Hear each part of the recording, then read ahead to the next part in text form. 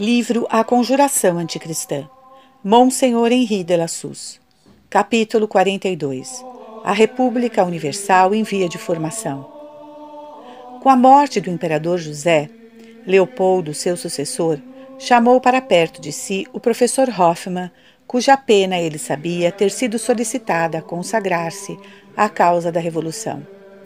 Este lhe contou que Mirabeau declarara a seus confidentes manter na Alemanha uma correspondência muito vasta.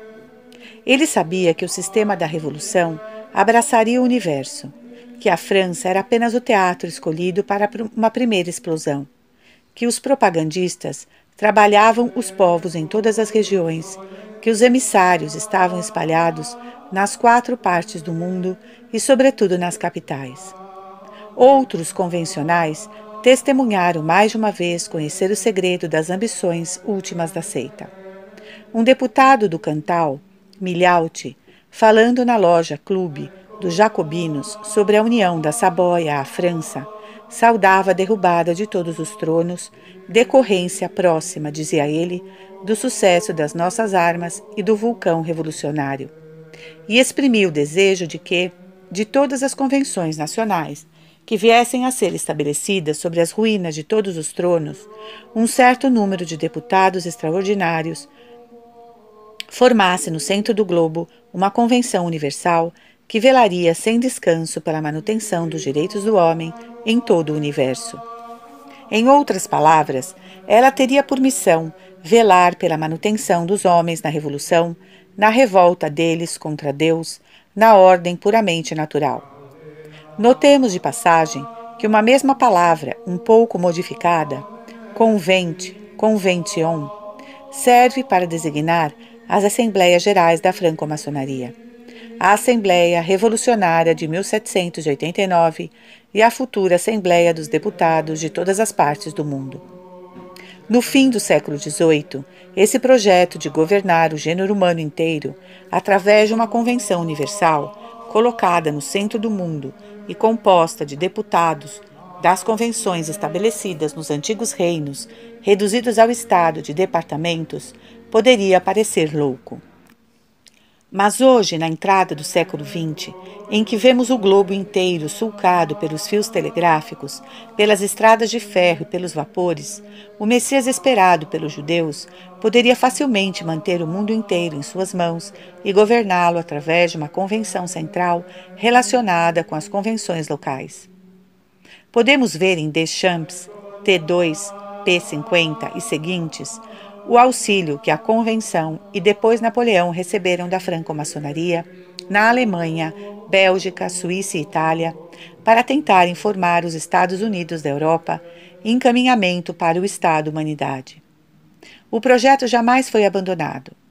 A execução sofreu recuos mais de uma vez, mas para ser retomada logo que as circunstâncias o permitiam. A unificação da Itália, a unificação da Alemanha, as ambições dos Estados Unidos, chamados talvez a recolher da Inglaterra o Império dos Mares, o movimento que agita o Extremo Oriente, tudo isso faz progredir dia a dia, em todos os pontos do globo, a caminhada em direção à unidade política. Antes de 100 anos, 50 talvez, 2 ou 3 impérios, engrossados pela absorção das nacionalidades de segunda ordem, poderão lutar num conflito supremo para deixar o vencedor livre e senhor para dispor à sua vontade os destinos do mundo. Não é este o pressentimento que se levantou em todos os espíritos esclarecidos, que se tem manifestado por toda parte desde que estourou a guerra entre a Rússia e o Japão? Derrubar todas as fronteiras, diz Cláudio Janetti, na continuação da obra do padre Deschamps, abolir todas as nacionalidades, começando pelas pequenas, para fazer um só Estado, apagar toda ideia de pátria, tornar comum a todos a terra inteira, que pertence a todos, quebrar através da intriga, da força, dos tratados, preparar tudo para uma vasta democracia, cujas diversas raças, embrutecidas por todos os gêneros de imoralidade, não passarão de departamentos administrados pelos altos graus e pelo anticristo, supremo ditador, tornado único Deus deles, Tal é o objetivo das sociedades secretas. Para nos restringirmos ao que se passa no nosso continente, não há dúvida de que o plano da maçonaria, neste momento, consiste em subordinar as nações católicas às potências protestantes. No número de 29 de agosto de 1902, o Gaulois produziu um artigo do Opinion Nationale que remonta ao mês de julho de 1866. Aplaudia-se aí o triunfo da Prússia em Sadowa e dizia-se: somos pelo enfraquecimento da Áustria, porque a Áustria é uma potência católica que deve ser suplantada pela Prússia, baluarte do protestantismo no centro da Europa. Ora, a missão da Prússia é protestantizar a Europa, como a missão da Itália é destruir o pontificado romano. Eis as duas razões pelas quais nós somos simultaneamente a favor do engrandecimento da Prússia e do engrandecimento da Itália. A unidade da Alemanha, dizia Le Siècle, por seu turno, é como a unidade da Itália, o triunfo da Revolução. La Liberté apoiava, ela também, a política da predominância de uma Prússia protestante na Europa. Mas como o pensamento do poder oculto é o de substituir, por uma Jerusalém da nova ordem, a dupla cidade dos Césares e dos Papas, se o alto judaísmo trabalha atualmente para liquidar as nações católicas, é porque está persuadido de que, destruídas estas, o resto cairá por si mesmo, e Israel poderá estabelecer seu império universal. No mundo inteiro, as sociedades secretas favorecem a Inglaterra, a Prússia, a América do Norte, em detrimento da França, da Áustria e da Espanha. A Áustria recebeu um golpe que se pensou ser mortal em Sadowa. A França, uma ferida cruel em Sedan. E uma mais cruel ainda, quando foi abandonada a franco-maçonaria pela Assembleia Nacional. Mas um dia ou outro ela poderá se reerguer. Foi decidido que deveria ser-lhe aplicado o golpe de misericórdia, mas esse golpe devia ser preparado. O caso Dreyfus realizou este papel de preparação. Ele desorganizou o exército, expôs aos olhos dos vizinhos todos os nossos planos de defesa, fomentou a guerra civil, fez da França dali para frente uma presa fácil de ser despedaçada pela Inglaterra e pela Alemanha. Logo que uma nação é assim escolhida para absorver as outras, segundo o dizer de Blunt Schilly, a maçonaria aplica-se em dar-lhe consciência dela mesma, o sentimento de sua vocação política. Outras palavras para a mesma coisa, em exaltar o sentimento patriótico e em depravar esse sentimento no seio dos povos que ela condenou. O socialismo é patriótico na Alemanha, com Bebel, internacionalista na França, com Jaurès. Um e outro obedecem sem dúvida ao impulso de um único e mesmo motor que quer deprimir estes, sobre-excitar aqueles, para tornar mais fácil e mais certa a vitória dos que ela quer no momento engrandecer e elevar. Nas questões históricas, Fustel, de Coulanges, faz a comparação entre a maneira de escrever a história na Alemanha e na França há 50 anos. Ele opõe a diferença de sentimentos entre os historiadores alemães e os historiadores franceses em relação aos seus países. O primeiro dever de um grande povo é o de amar a si e o de honrar os seus mortos. O verdadeiro patriotismo não é o amor à terra, é o amor ao passado, é o respeito aos que nos precederam. Nossos historiadores não nos ensinam senão a maldizê-los e não nos recomendam senão a não nos assemelharmos a eles. Nós alimentamos no fundo de nossa alma uma espécie de ódio inconsciente para com nós mesmos. É uma espécie de furor em que nos caluniamos e em que nos destruímos, semelhante a esta mania suicida que vemos atormentar certos indivíduos. Desprezar desta maneira seu passado seguramente não é coisa natural para um povo. E então se põe uma questão: de onde vem isso? Os alemães, diz o mesmo autor, têm o culto da pátria, e eles compreendem a palavra pátria no seu sentido verdadeiro. É a Vaterland, a terra dos ancestrais. É o país tal como os ancestrais o possuíram e o construíram. Eles amam esse passado e só falam dele como se fala de uma coisa santa. Não é com esse olhar, mas com um olhar raivoso, que a França revolucionária encara o seu passado. Que nação na Europa, no entanto, foi capaz de mostrar uma história mais antiga ou mais gloriosa? Sufocado de paixão, desde 1815, pela Inglaterra e pela Alemanha, nosso liberalismo fez-se apologista da raça germânica às custas da nação francesa. Alguma coisa mudou? Na Alemanha, certamente não. Na França, velha França, é quase sempre uma injúria. Nas pegadas de Michelet e de seus alunos, nossa história tornou-se menos a história de uma nação determinada do que a da laboriosa Concepção de 89. Um jovem francês, candidato ao bacharelado, era dispensado há 4 anos de conhecer a história do seu país antes de 1610. Depois, a dispensa foi estendida até 1715, e há os que pedem agora que a data seja recuada para 1789. Conhecemos os excelentes resultados no interior e no exterior que produziu a história tal como praticada entre os prussianos. Dentro, verifica Fustel, ela fazia calar as dimensões e criava uma centralização moral mais gloriosa do que a nossa centralização administrativa.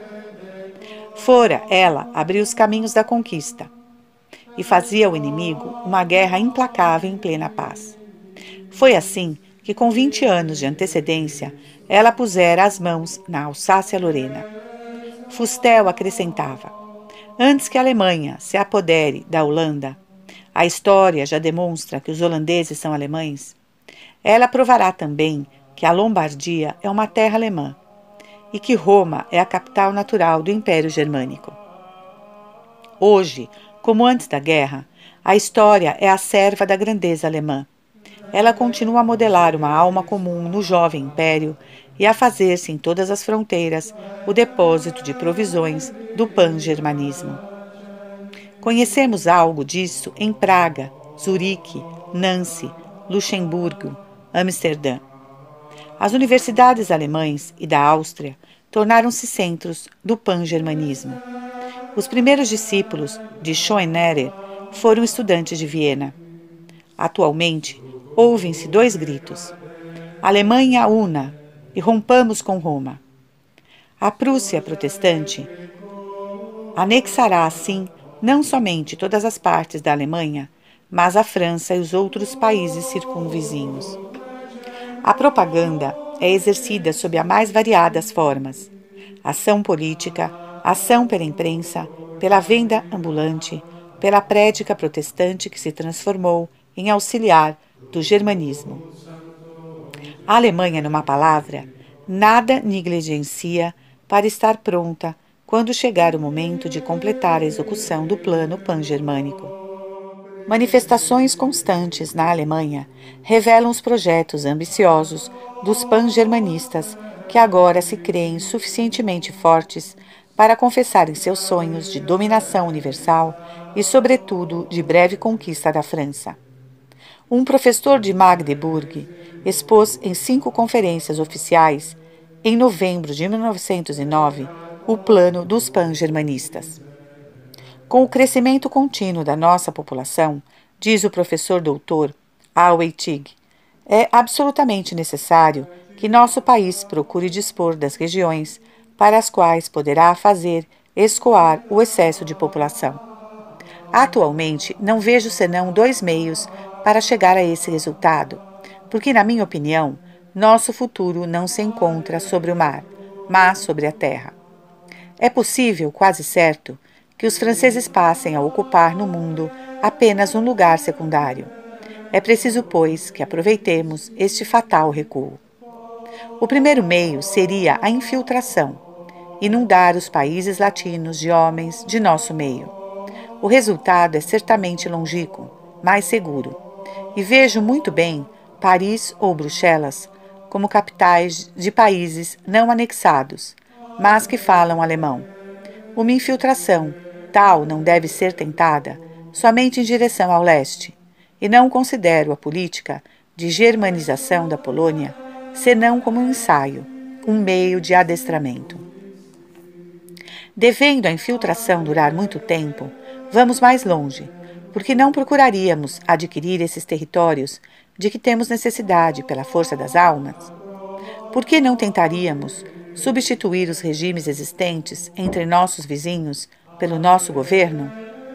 Sem procurar provocar conflitos, devemos aproveitarmos-nos de todas as ocasiões que nos são oferecidas para dissolver o inimigo hereditário. Numa palavra, é em direção ao oeste, em direção à França, que devemos nos voltar, e é aí que devemos colonizar. Não contente de querer conquistar os países circunvizinhos, a Alemanha, muito embora protestante, pretende tomar o lugar da França como protetora dos cristãos do Oriente e, se for preciso, como protetora do Papa em Roma. Os discursos e as providências de seu imperador têm manifestado claramente essas intenções. Para lembrar apenas um de seus discursos, ouvimos-lo dizer em Bremen, em março de 1905: Deus Nosso Senhor jamais se teria comovido tanto por nossa pátria alemã e seu povo, se ele não nos tivesse destinado às grandes coisas. Nós somos o sal da terra, mas devemos também mostrar-nos dignos disso. Assim, nossa juventude deve aprender a renúncia, guardar-se de tudo que não seja bom para ela, daquilo que é importado dos povos estrangeiros, e permanecer fiel aos costumes, à regra e à ordem, ao respeito e à religião. O Império Universal, tal como por mim imaginado, deve, antes de tudo, consistir em que o Império Alemão, novamente fundado, goze da mais absoluta confiança de todos, como um vizinho tranquilo, leal e pacífico. E se um dia talvez a história tiver de falar de um Império Universal alemão, ou de um Império Universal dos Hohenzollers, ele não terá sido fundado sobre conquistas da espada, mas através da confiança mútua das nações que aspiram aos mesmos fins. Numa palavra, como disse um grande poeta, limitado no exterior, infinito por dentro. Não seja tomada como exagero de oratória essa ideia de dominação universal reservada à raça germânica.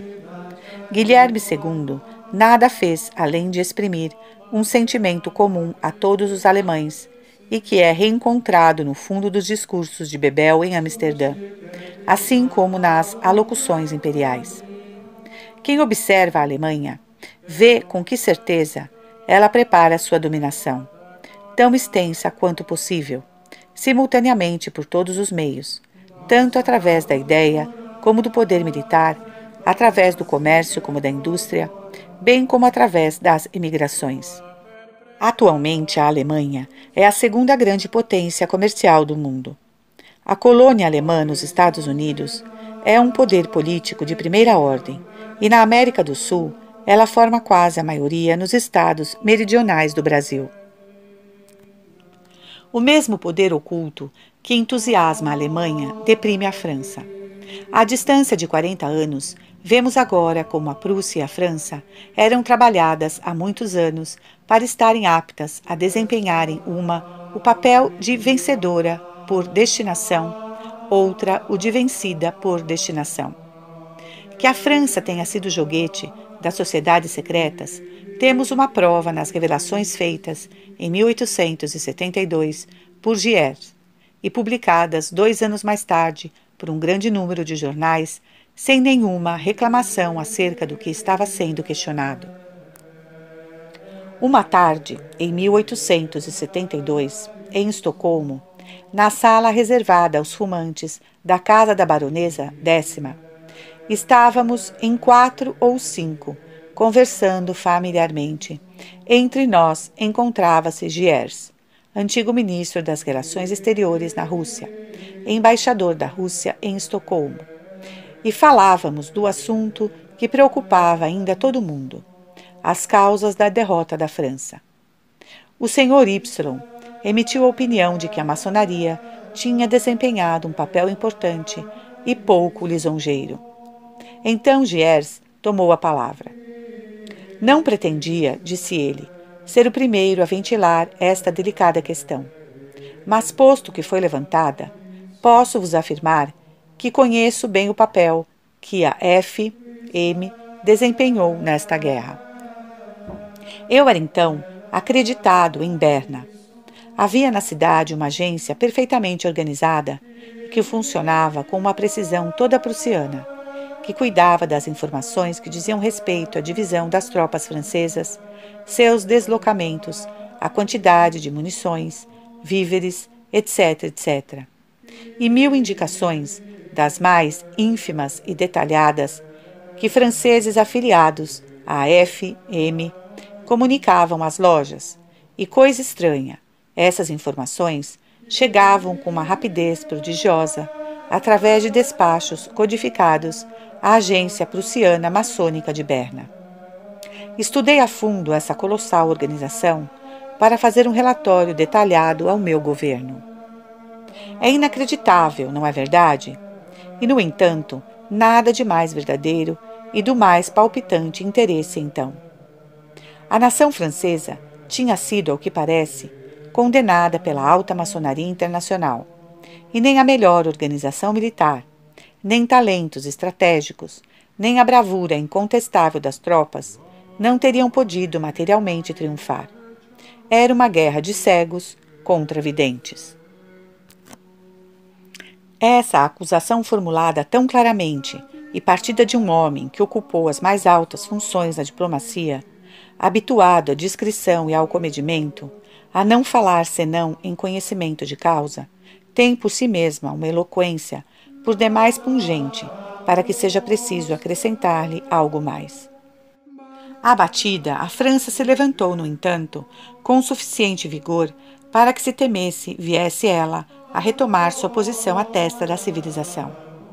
Ela foi, então, condenada à República, e, através da República, a mais completa debilitação de todas as suas forças religiosas, políticas, militares e civis, a fim de que toda resistência se lhe tornasse impossível quando chegasse a hora de se lançarem de novo sobre ela.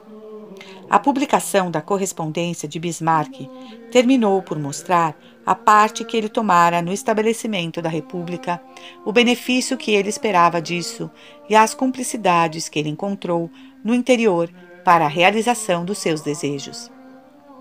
Em 1º de novembro de 1877, o conde Herbert de Bismarck escrevia ao conde Henkel de Donesmarck, antigo governador da Alsácia-Lorena, marido da Paiva, cujo papel nos últimos anos do Império nós conhecemos, e, enfim, agente secreto de Bismarck na França na luta entre o Partido Conservador e o Partido Oportunista. As relações que mantendes com Gambetta são de grande interesse para meu pai, mas ele não crê oportuno no momento fazer-lhe chegar, mesmo que por vosso intermédio, comunicações ou ordens. 2 meses depois, as ordens chegavam e a guerra ao clericalismo começava. Ela devia logo ser seguida pela guerra contra a magistratura, depois pela guerra contra a economia, depois a guerra contra o exército, e tudo isso acompanhado da prostração diante das outras potências e do abandono do nosso protetorado no Oriente. O drama que se desenrola há 30 anos, disse Copin ao Bancelli, outra coisa não é, senão o assassinato da França, urdido pelo poder oculto judeu que age através da franco-maçonaria.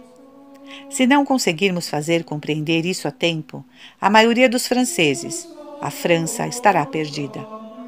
Mas ai de nós, como diz Bidegen, aqueles que dirigem secretamente a ordem maçônica petrificaram tão habilmente os cérebros dos seus discípulos, tornando-os seus inconscientes servidores, que encontram na maçonaria um instrumento admirável para o golpe de Estado judeu, que consagrará a desnacionalização de nossa pátria e esbulhará definitivamente a França dos franceses. Numa entrevista que concedeu a um redator do Soleil, Marceri diz a mesma coisa, por ocasião do Congresso Antimaçônico que se realizou nos primeiros dias do ano de 1902. Não há por que dissimular. É muito particularmente na França que se aplica o esforço da desorganização maçônica, e isto em razão de uma obra que evidentemente corresponde à realização de um plano imenso, no qual fica claro que temos sido sacrificados. É infinitamente doloroso ver que a França empresta suas próprias mãos para a realização desse plano. Dizemos a França, não, mas assim os que governam e que são delegados ao poder para efetuar, uns após outros, os diversos pontos de uma desorganização maçônica. Exército.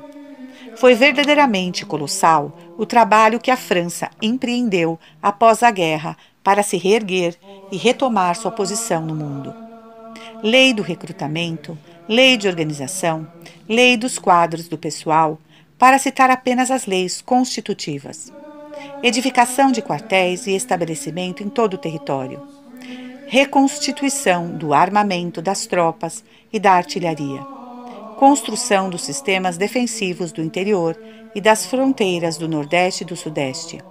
Elaboração dos regulamentos gerais e dos regulamentos particulares de armas. Criação da escola de guerra e reforma das escolas militares.